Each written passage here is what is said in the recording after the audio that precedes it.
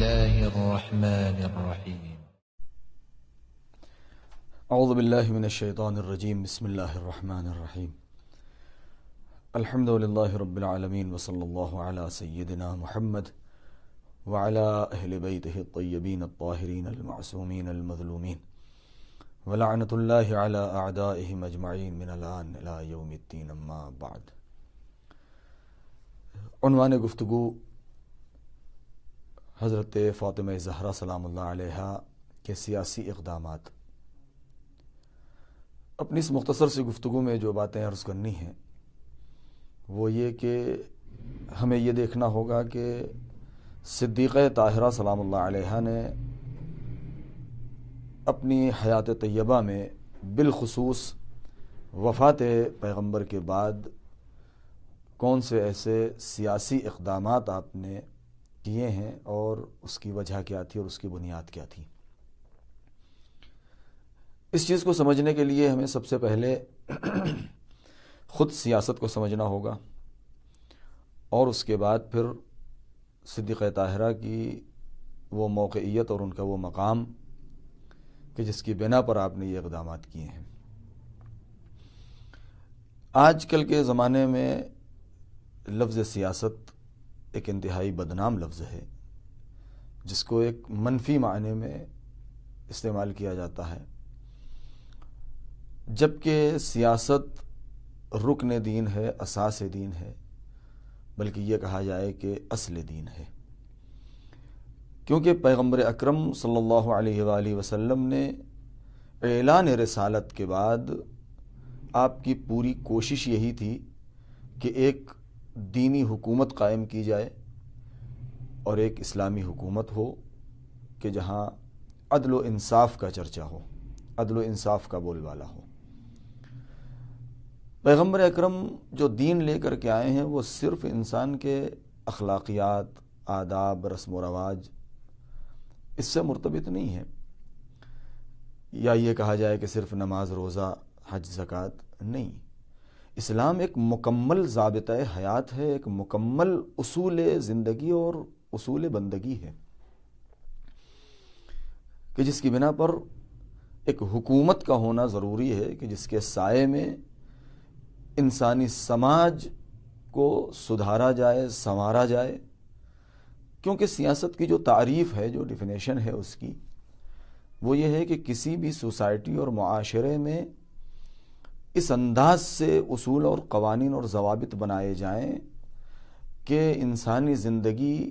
پریشانی کا شکار نہ ہو، ہرج و مرج، افراتفری لازم نہ آئے، بلکہ اتحاد قائم ہو اور ایک اصول کے تحت لوگ اپنی زندگی بسر کریں کہ جس کے سبب لوگوں کے حقوق محفوظ ہوں، کسی کا حق پامال نہ ہو، شہریت کے جو حقوق ہیں، حتیٰ کہ خود جانوروں کے جو حقوق ہیں اور آس پڑوس کے حقوق، رہن سہن کا طریقہ، تاکہ جب ان اصول اور قوانین کے تحت انسان زندگی بسر کرے گا تو افراتفری کا شکار نہیں ہوگا اور ایک باضابطہ ایک زندگی ہوگی، ایک قانون مند ایک زندگی ہوگی. اس کے مد نظر خود اسلام ایک سیاسی دین ہے اور مکمل سیاسی دین ہے کہ جس کی بنیاد ہی حکومت اور ایک گورنمنٹ کے اوپر ہے. گورنمنٹ بھی اس معنی میں کہ ایک ضابطہ ہے، ایک قانون ہے کہ جس کے سائے میں پوری دنیا کے لوگ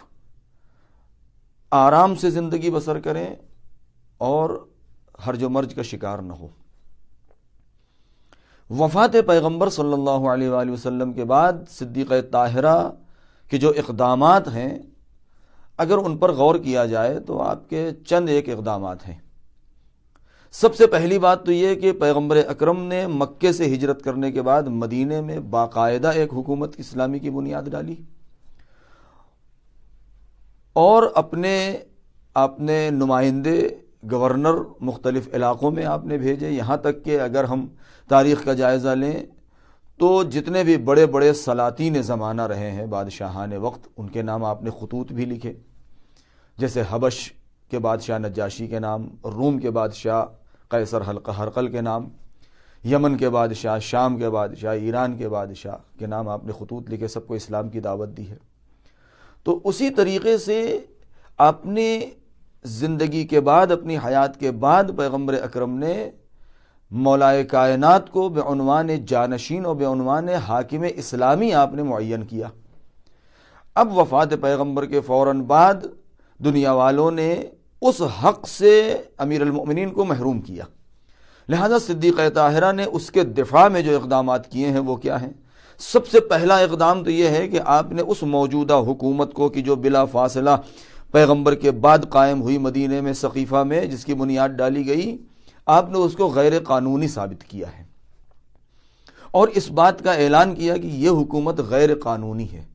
اس لیے کہ پیغمبر اکرم نے جن اصول اور قوانین کی بنیاد پر حکومت کی بنیاد ڈالی تھی اور حکومت قائم کی تھی، اس میں ان قوانین کا کوئی بھی عنصر تھا ہی نہیں۔ لہذا پہلا اقدام، آپ نے باقاعدہ احتجاج کیا، دربار تک گئیں، آپ نے خطبہ ارشاد فرمایا مسجد میں، جو خطبہ فدق کے نام سے مشہور ہے، کہ جس میں آپ نے باقاعدہ اس بات کا اعلان کیا اور احتجاج کیا۔ تو یہ پہلا اقدام کہ آپ نے خود حکومت کو غیر قانونی بتایا، غیر قانونی ثابت کیا ہے۔ دوسرا اقدام آپ کا یہ کہ جو آپ کا حق چھینا گیا تو آپ نے خاموشی اختیار نہیں کی۔ کیوں؟ اس لیے کہ اگر خاموشی اختیار کر لیتی، کوئی یہ ذاتی مسئلہ نہیں تھا کہ اگر جناب صدیقہ طاہرہ اپنا ذاتی مسئلہ سمجھ کے کہتی ہیں کہ چلیے میرا حق چھن گیا، نہیں، آپ نے اس کو اتنا بڑا ایشو بنایا کہ یہ عالم اسلام کا مسئلہ ہے کہ اگر آج ہم خاموش رہ گئے تو قیامت تک مظلوموں کا حق اسی طریقے سے چھینا جاتا رہے گا اور لوگ مظلوم واقع ہوتے رہیں گے۔ لہذا آپ نے اسی فدق کو آپ نے سامنے رکھا اور فدق کے ساتھ ساتھ آپ نے مولا علی کی ولایت اور ان کی حکومت کا اس بات کیا اور اس کا آپ نے دعویٰ کیا۔ اسی کے ساتھ ساتھ آپ کے سیاسی اقدامات میں کہ جو والی معین کیے گئے تھے موجودہ حکومت باطل طاغوت کی طرف سے، آپ نے ان کو باطل ثابت کیا۔ جو خواص رہ گئے تھے، کیونکہ پیغمبر اکرم کے زمانے میں 1,20,000 یا 1,50,000 جو اصحاب تھے، ان میں کچھ ایسے تھے کہ جو بہت ہی خاص تھے، لہذا ان خواص کو کہ جو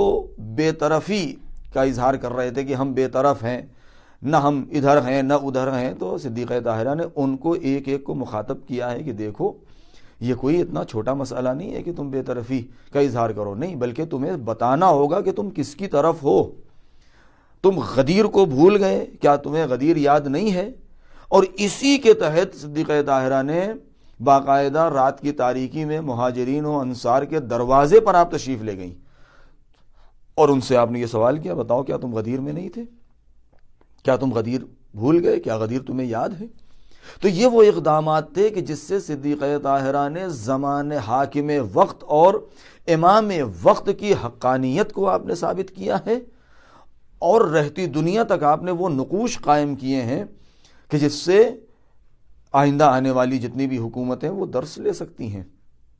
لہذا یہ صدیقہ طاہرہ کے وہ سیاسی اقدامات تھے کہ مولا علی کی حکومت کو ثابت کرنا، ان کے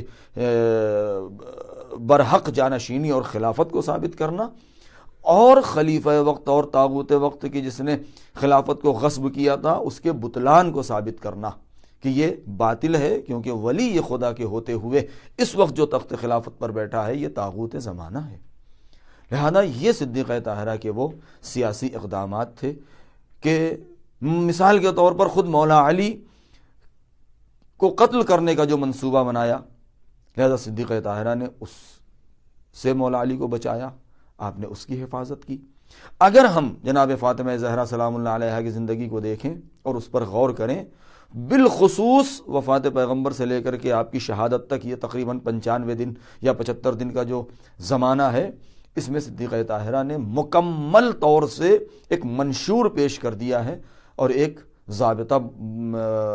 دنیا والوں کے سامنے رکھ دیا ہے کہ دیکھو اس قانون کے تحت چلو تو کبھی بھی افراتفری کا شکار نہیں ہوگا اور ایک معاشرہ اور ایک سماج پورے طریقے سے قانونی ہو سکتا ہے اور پرچم اسلام کے سائے میں اس کی فلاح و بہبود ہو سکتی ہے اور اس کی اصلاح ہو سکتی ہے۔ والسلام علیکم ورحمۃ اللہ وبرکاتہ۔